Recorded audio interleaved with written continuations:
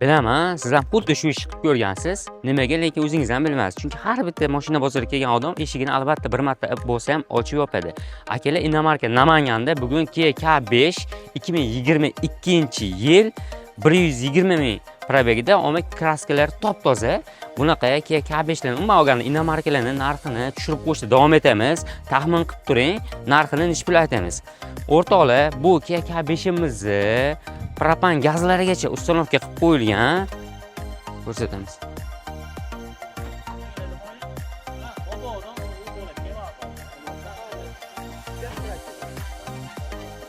Salon holatlari ham 70% yumshoq Nexon baloqlar taqib qo'yilgan. Salon holatlari.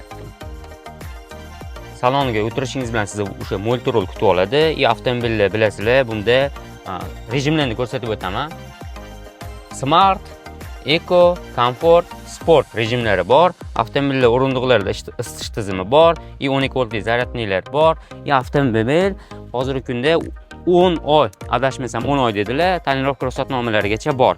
Avtomobillar narxini taxmin qilib olsangiz, narxini $19,500 deyaptilar. Egalarning nomerini pastda qoldiramiz.